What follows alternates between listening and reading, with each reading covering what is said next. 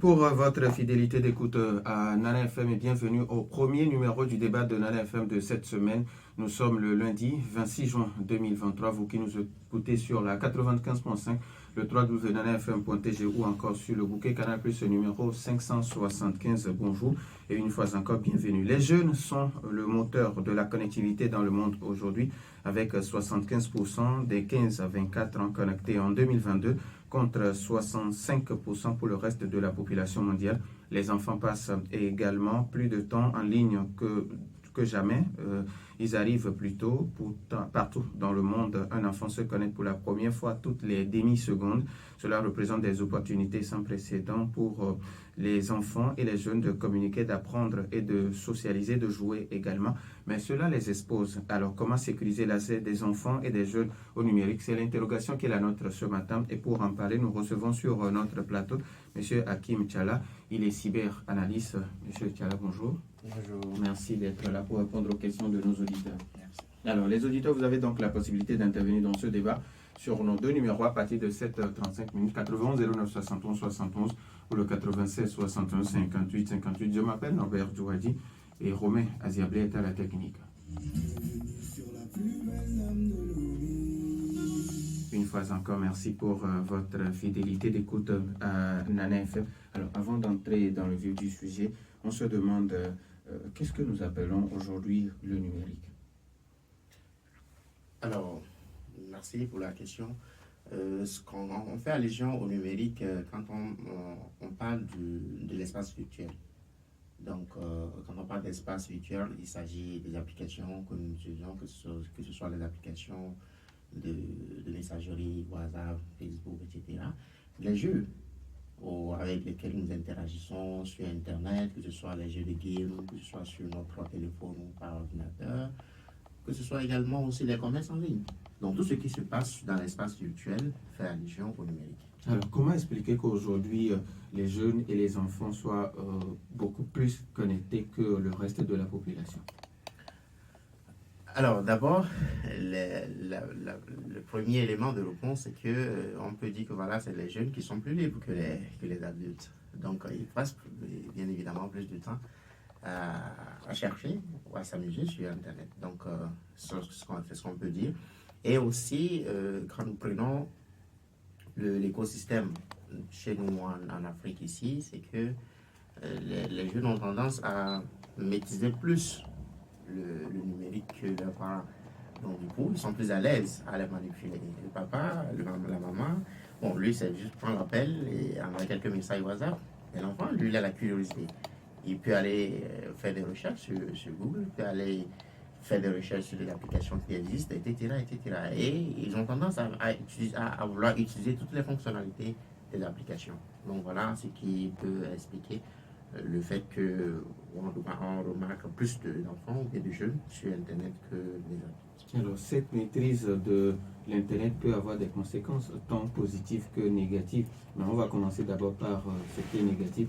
Quelles sont les conséquences négatives que cette maîtrise de l'outil informatique peut avoir sur les jeunes et surtout les enfants? Alors, l'outil informatique,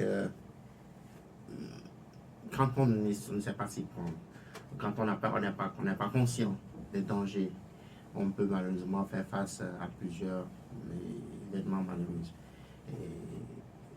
D'abord, quand il s'agit des jeunes, par exemple, ce qu'on remarque généralement, on fait face aux questions de harcèlement. Donc, généralement, s'il s'agit des jeunes filles, voilà, il y a des gens qui les harcèlent sur Internet, etc., etc. Il y a aussi le cas de vol de leur identité numérique. Le vol d'identité numérique, c'est que les enfants ou bien les jeunes ont leur compte sur Internet, mais il y a d'autres attaquants qui essaient d'usurper leur identité pour commettre des mauvais actes. Vous voyez? Également, on remarque aussi le mauvais usage de l'Internet de la part des jeunes. Ce qui fait qu'ils n'ont pas conscience de ce qu'on appelle une identité numérique. Les jeunes ne savent pas qu'aujourd'hui, quand vous publiez quelque chose, ce qu'on publie sur Internet, ça ne parle plus. Une fois que vous l'avez publié, c'est que ça ne parle plus.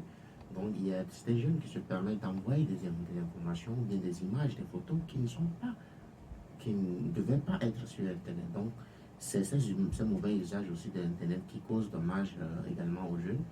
On a aussi le cas de ce que nous appelons ceux qui, en fait, se chargent d'attaquer, que ce soit les jeunes ou adultes.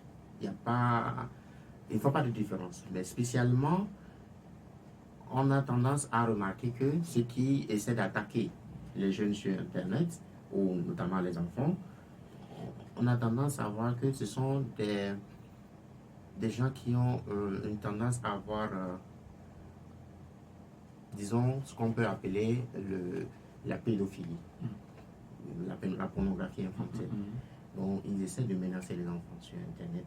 Et voilà, d'abord, comment ça se passe? Dans un premier temps, ils amènent l'enfant, ou bien le jeune, à poser un acte.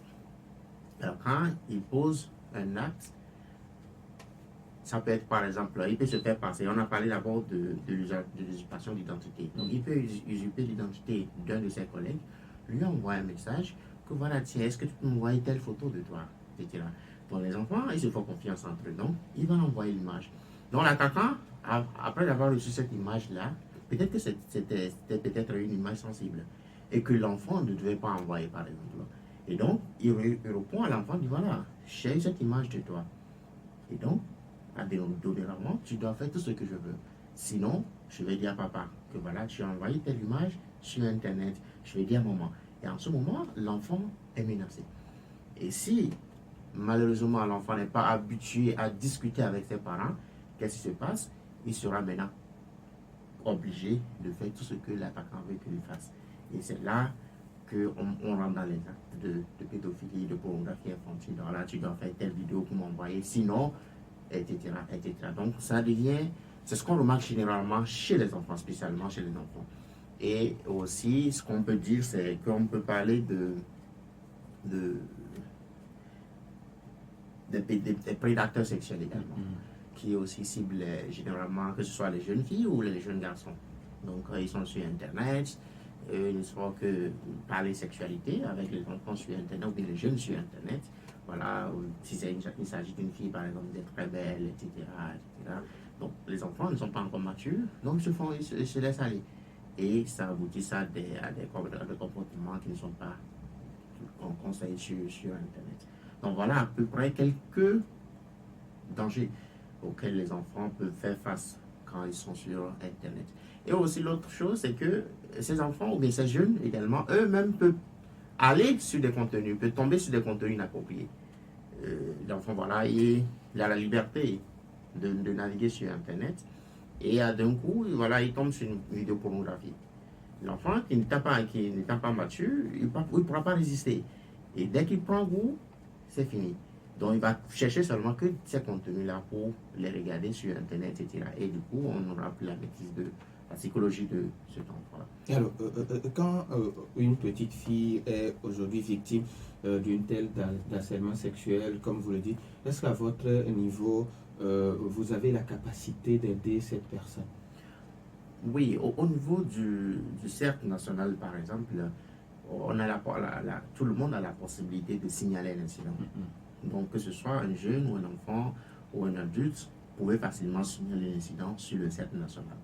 Et je signale également que pour signaler l'incident, c'est gratuit.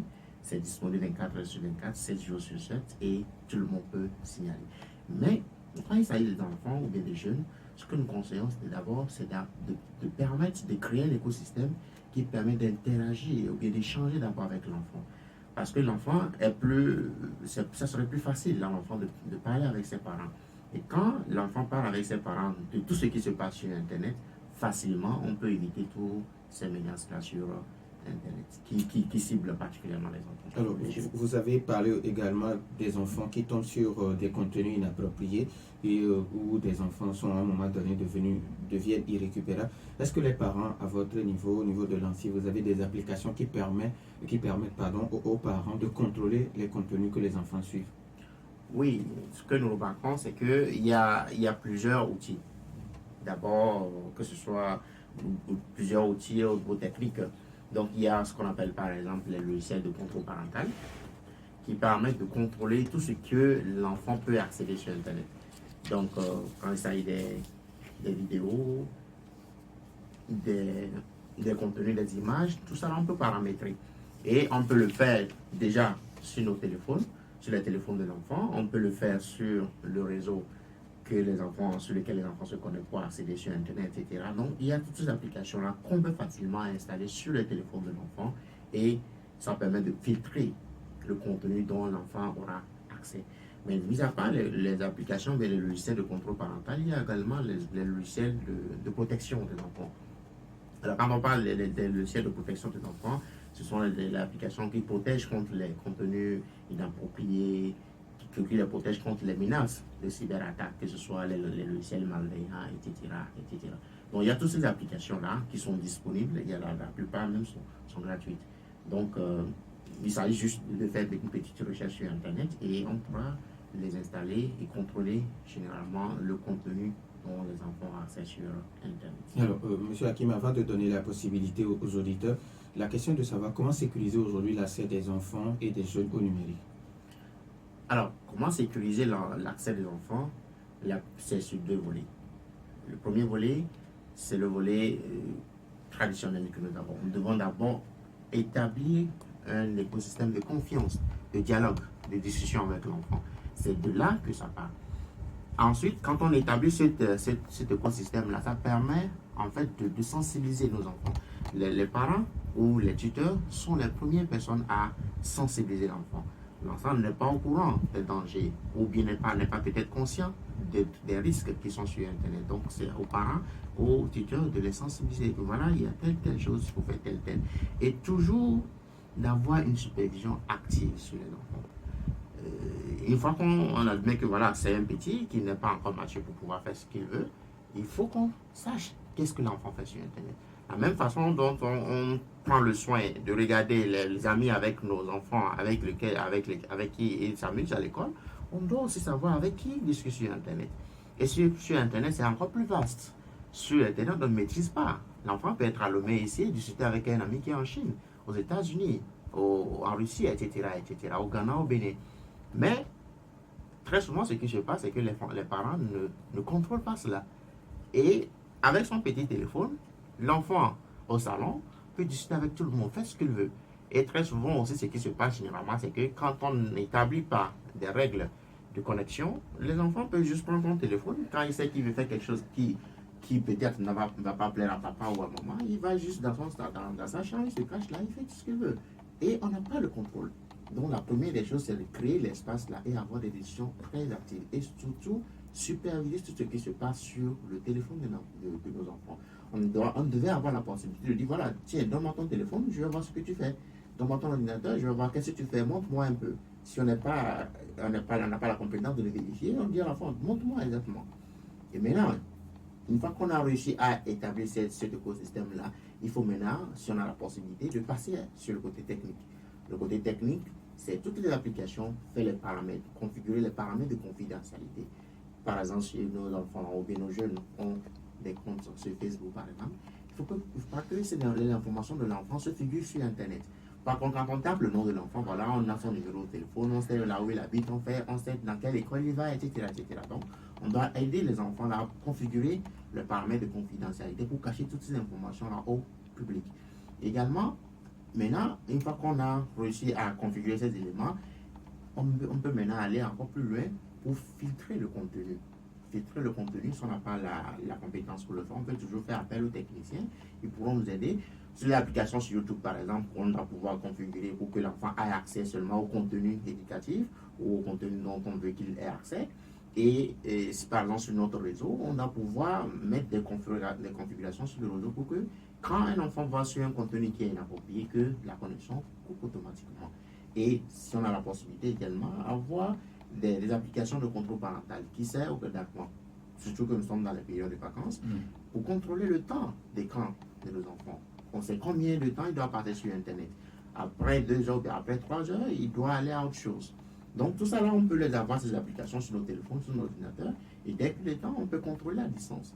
Et donc tout ça là, il y a tous ces éléments qu'on peut mettre en place pour protéger ou limiter les accès aux protéger nos enfants contre les risques qui sont sur Internet. Et je rappelle encore que la meilleure façon, c'est d'abord créer l'espace de discussion actif entre l'enfant et ses parents. Alors, malheureusement, vous l'avez si bien dit, certains parents ne maîtrisent pas le numérique. Dans ce cas, que faut-il faire? Très bien. Dans ce cas, vous voyez que déjà la première solution, ça va, ça convient. Même si vous ne maîtrisez pas l'outil informatique, l'enfant, est-ce que l'enfant lui sait que vous ne maîtrisez pas? Dites-lui de vous montrer. Essayez de l'amener. En sommes parents, on sait comment amener nos enfants à nous dire ce qu'ils font. Donc, quand on arrive à appliquer cette méthode-là, ça amène l'enfant à savoir que voilà, peut-être que papa, au moment, suivait ce que je fais. Donc, il ne doit pas aller sur n'importe quoi, etc., etc.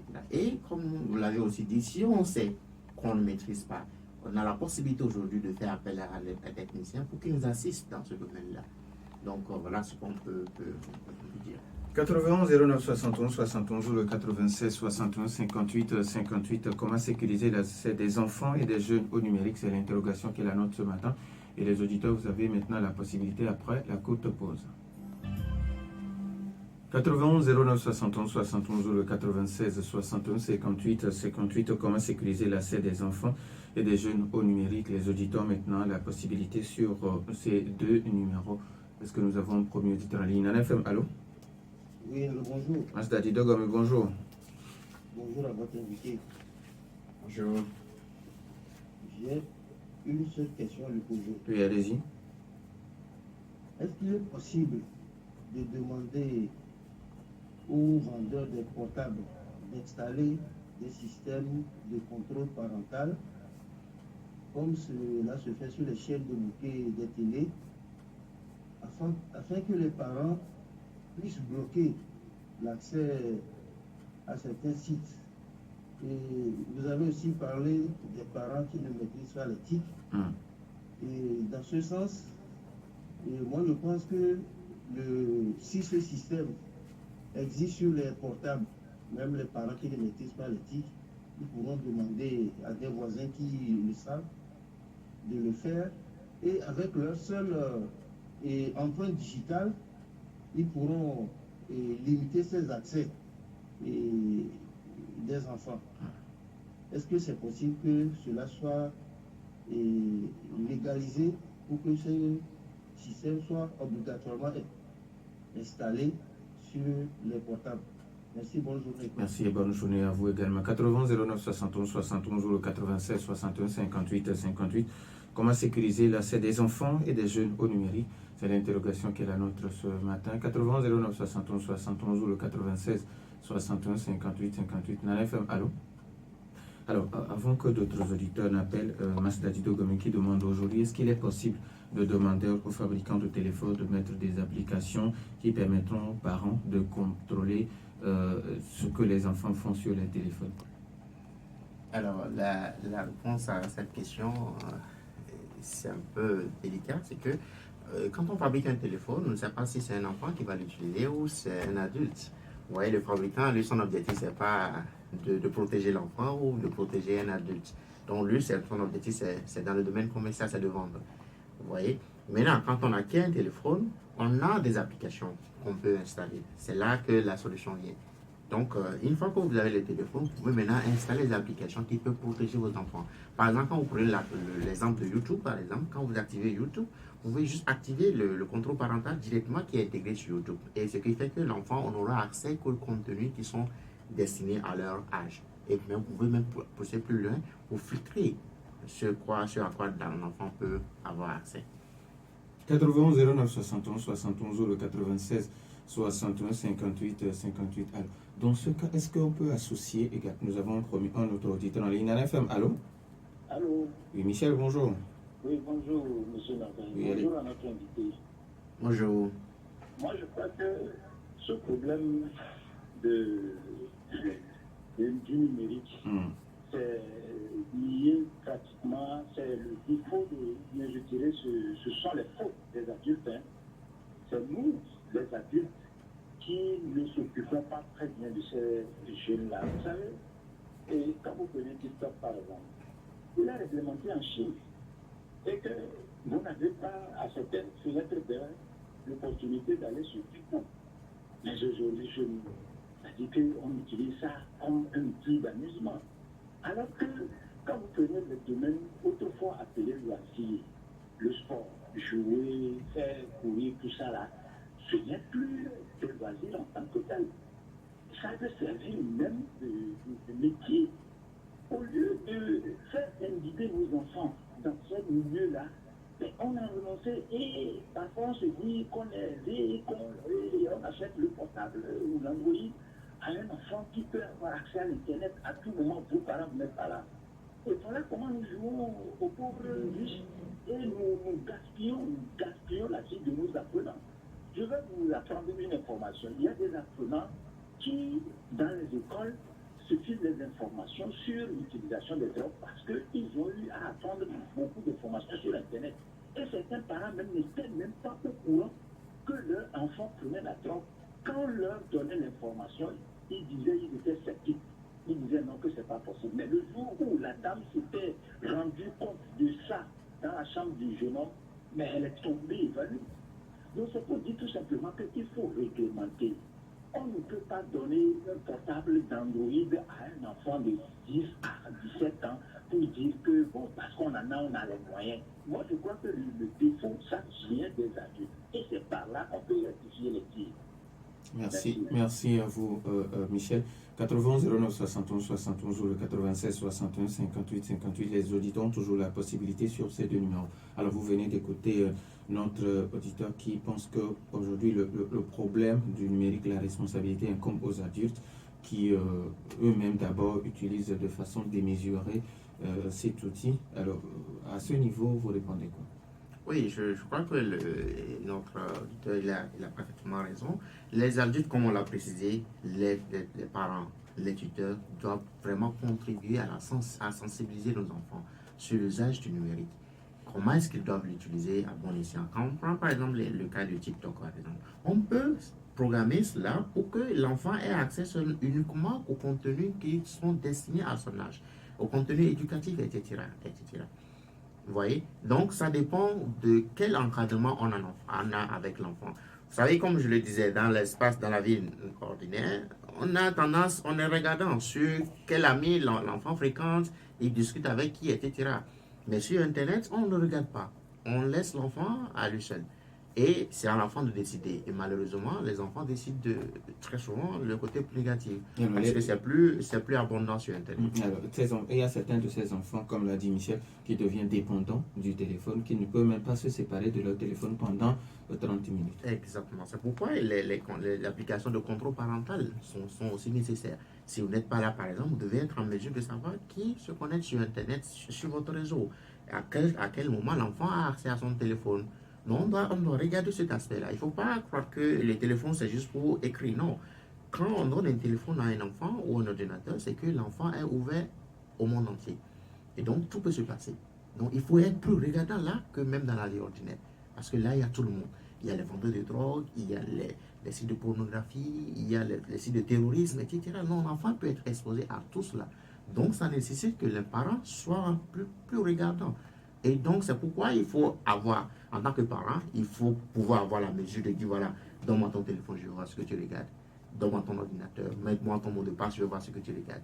C'est ton enfant à moi. Si ce n'est pas ton enfant, là, c'est à chaque parent maintenant de voir comment contrôler cet aspect-là. Alors, quand l'enfant dit à son père que le téléphone est confidentiel. Alors, le téléphone est confidentiel, ça devient jugement personnel. Tant que c'est moi qui te donne à manger, tu n'as pas de confidentialité. Ça, c'est jugement personnel. Je ne dis pas que c'est ce qui est légal. Donc, tant que tu es sous mes toits, non, voilà, tu dois pouvoir me dire ce que tu fais chez moi. Mais quand tu seras responsable chez toi, moi, je ne viendrai pas te déranger. Mais tant que tu es chez moi, tu dois pouvoir répondre à mes questions. 91 09 71 71 ou le 96 61 58 58. Nos auditeurs ont toujours la possibilité sur ces deux numéros. Alors, dans le cas où l'enfant devient dépendant du téléphone, est-ce qu'il y a des moyens, est-ce qu'il y a des astuces pour l'aider? Alors, dans le cas où il y a deux possibilités. Soit quand on remarque que l'enfant est vraiment dépendant de l'outil informatique, on peut capitaliser sur ça également. On peut le capitaliser sur ça en l'orientant à faire un bon usage. L'enfant qui est dépendant que voilà, c'est quelqu'un qui a de la passion pour l'outil numérique, on ne va pas le priver de cela. Il y a ça aussi, il y a des avantages. On parlait des inconvénients, mais il y a des avantages. On en parlera Très bien. des avantages. Donc, il y a des avantages. Donc, on peut capitaliser sur ça que voilà, tu aimes ça, voilà ce qu'il faut faire pour devenir tel. Voilà. Donc, maintenant, l'autre côté, si on voit que l'enfant est dépendant, mais qu'il ne fait pas un bon usage, malgré tous les efforts qu'on a fait, on peut maintenant passer à des méthodes dures en tant que parent. Alors, maintenant, on a parlé déjà des inconvénients. Maintenant, quels sont les avantages pour les enfants et les jeunes d'utiliser l'outil informatique? Mais avant ça, nous avons Papa Siviti au téléphone. Papa Siviti, bonjour. Bonjour, mon directeur. Comment allez-vous? Ça va? Bonjour, le grand patron de téléphone. Bonjour. Est-ce que vous ne pouvez pas avoir des astuces pour que le WhatsApp pour le téléphone soit pour un côté pour les enfants, quel que soit ce qu'il est, quand il le ouvre, il ne peut pas avoir des déclamations.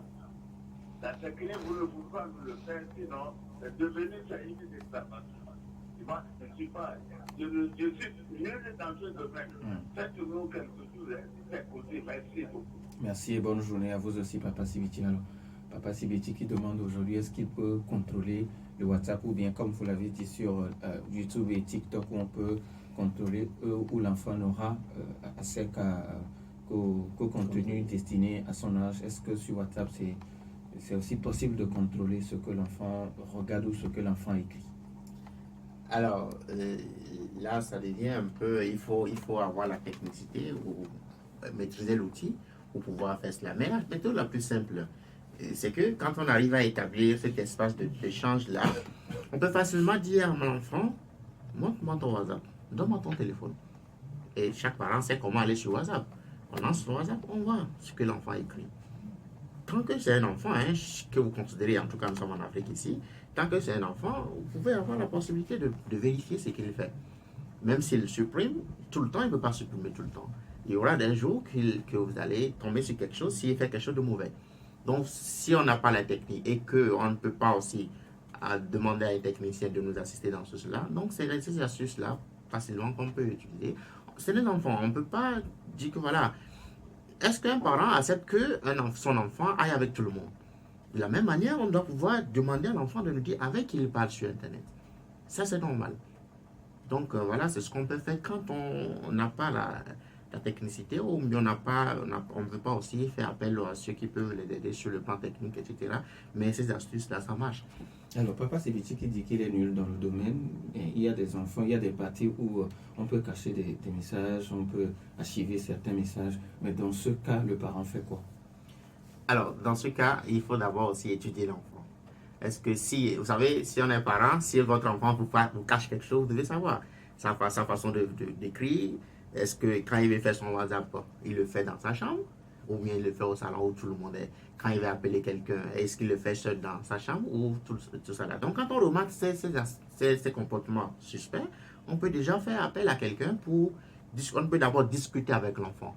Est-ce que tu fais un bon usage? Qu'est-ce que tu fais quand tu es sur Internet? Avec qui tu discutes, etc. Et sur ces réponses, on est parents, c'est notre enfant. On saura si vraiment le petit là il dit la vérité ou bien il essaie de cacher quelque chose. Maintenant, quand on sait que voilà, il y a quelque chose qui se passe, on peut maintenant faire appel à quelqu'un de nous demander, de voir qu'est-ce qui se passe sur le réseau. Et ça dépend avec qui vous traitez également. 91 09 71 71 ou le 96 61 58 58. On peut prendre encore un auditeur. Alors, on était en train de parler des aspects positifs de l'utilisation des outils informatiques. Oui, exactement. Alors, on parlait des inconvénients, il y a aussi des avantages. Il y a plein d'avantages. Aujourd'hui, nous sommes dans un monde numérique. Tout est numérique. Quel que soit le domaine, quelle que soit votre profession, vous avez besoin de l'outil numérique. Et donc, il est nécessaire que les enfants apprennent déjà à s'adapter à ce nouveau monde-là. Aujourd'hui, on parle de l'intelligence artificielle. Demain, nos enfants n'iront pas sur Google pour faire des recherches. Ils feront des recherches avec des moteurs spécialisés en intelligence artificielle. Donc, quand on ne prépare pas les jeunes à affronter ce monde-là, ils seront toujours derrière. Donc, il faut qu'on les aide à maîtriser ce domaine-là. Et déjà, depuis le petit âge, depuis le bas âge, on peut apprendre les enfants à l'outil, comment utiliser l'outil informatique. Et là, ça dépend également de l'écosystème. Déjà, on peut apprendre aux enfants, par exemple, comment utiliser le logiciel, comment rédiger un document Word, par exemple, comment faire une présentation, etc. On peut également apprendre aussi nos enfants à programmer, à faire la programmation. On fait la programmation, au fait, qu'est-ce que ça développe chez l'enfant? Ça développe le côté logique et analytique de l'enfant. Il sait penser logiquement, il peut analyser les choses. Donc, tous ces aspects-là permettent à l'enfant de développer sa mémoire. Nous avons un autre auditeur en ligne à FM. Allô? Non, mais bonjour. Monsieur Gallo, bonjour. Bonjour à votre invité. Bonjour. Invité, vous savez, vous pouvez pour contrôler votre enfant à la maison. Il est docile. Mais vous savez, à l'école, il a des enfants à l'air libre. Et le papa ne s'en fiche pas mal. Il leur donne le portable, tout ça. Il peut profiter de la bourre. Il faut prier. Moi, c'est tout ce que je vois. Sinon, vous pouvez pour contrôler votre enfant. Mais quand il est dehors à l'école, c'est un problème. Merci, bonne journée. Merci et bonne journée à vous aussi, Monsieur Gallo. Avant de revenir aux avantages, Monsieur Gallo qui parle de ce que les enfants font à l'école, parce qu'à l'école, bon, l'enseignant n'a pas la possibilité de contrôler Monsieur tout le monde, le téléphone, l'enseignant ne peut pas contrôler. Et bizarrement, la dernière fois, je discutais avec un enseignant qui me dit qu'il a saisi le téléphone d'un enfant qui n'a pas encore 18 ans. Ce sont ses parents qui se sont amenés dans l'établissement. Alors, dans ce cas, que faut-il faire? Alors, pour répondre à cela, vous voyez que déjà, c'est pourquoi je crois le ministère a interdit l'usage du téléphone à l'école aux heures d'études. Et donc, c'est d'abord ça. Et comme on insiste là sur ça toujours, la première des choses, c'est d'avoir une discussion active avec son enfant. Et quand on arrive à avoir cette discussion-là, ça permet à ce qu'on comprenne. Parce que les enfants, quand ils arrivent à échanger avec son parent, sa maman ou son papa, il est à l'aise. Et quand on arrive à discuter, on a une discussion active avec l'enfant, ça lui permet de, ok, voilà, quand il sera à l'école, même quand on lui dit quelque chose, il est déjà informé. Il sait que, voilà, papa dit de faire tel quand on fait face à telle situation, mais maman dit de faire tel quand on fait face à telle situation. Donc, c'est la première méthode, ça. Il faut d'abord avoir une discussion simple et active avec nos enfants. Qu'est-ce que vous faites sur Internet? Dis-moi, raconte-moi. Moi, je ne sais pas comment ça marche l'Internet. Ah, dis-moi, qu'est-ce qu'on peut faire? Montre-moi. Et dans cela, vous allez découvrir vraiment qu'est-ce que l'usage l'enfant fait de l'Internet. Et à partir de là, maintenant, vous jouez le rôle de parent pour le conseiller. Dit voilà, telle chose, c'est pas bon. Tout comme on le fait dans l'éducation normale. Vous voyez? Donc, c'est la première des choses, ça. C'est après que vient la partie technique. Parce que la partie technique, c'est quand on s'y connaît. Et peut-être que quand on sait que voilà, ces choses-là, c'est nécessaire pour qu'on le fasse. Mais la première des choses, c'est avoir un environnement de discussion avec les enfants. Tout comme on le fait dans la vie ordinaire. Et comme il a rappelé aussi, il faut prier. Alors, on a sur les aspects positifs, vous avez cité juste une partie. Est-ce qu'il y en a d'autres encore? Oui, aujourd'hui, comme on l'a dit, c'est qu'on doit apprendre les enfants à utiliser les outils numériques. Parce qu'on ne peut pas laisser nos enfants arriver à l'université avant de savoir comment rédiger un document Word, comment saisir, c'est quoi un fichier, etc. Donc, depuis même le cours primaire, les enfants peuvent apprendre l'outil informatique. Ça dépend maintenant comment l'orienter.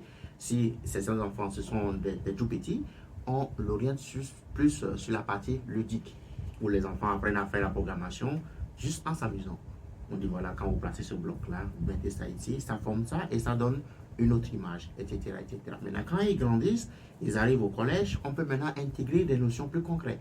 Et voilà, quand vous voyez ce téléphone-là, c'est parce qu'on a fait la programmation pour qu'on ait ça. Et l'enfant est motivé. Il veut découvrir, il veut savoir comment ça se fait.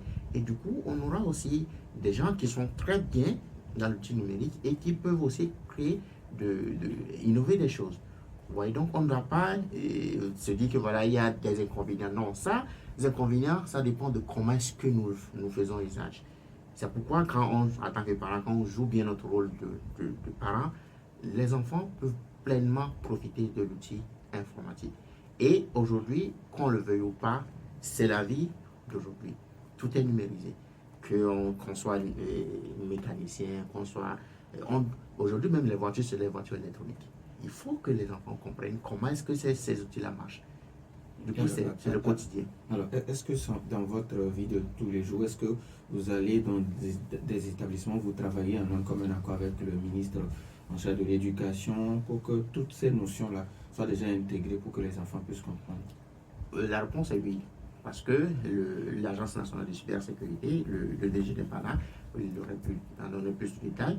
Le DG, l'Agence nationale de cybersécurité, il travaille étroitement en collaboration avec le ministère et pour intégrer ces notions-là dans le système éducatif. Et très bientôt, l'agence est également en train de travailler sur la stratégie nationale de cybersécurité.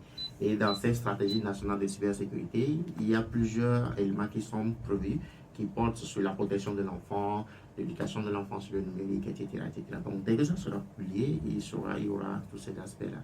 Donc, la réponse est que l'agence travaille en collaboration avec le ministère. Alors, M. Hakim, vous l'avez dit en début d'émission qu'il y a certaines personnes, surtout les jeunes filles, qui sont victimes d'harcèlement sexuel sur Internet. Alors, est-ce qu'il y a des moyens pour éviter ce genre de choses? Oui, le moyen, c'est ce qu'on dit toujours. Il faut d'abord faire comprendre à nos enfants qu'il y a ce danger-là sur Internet.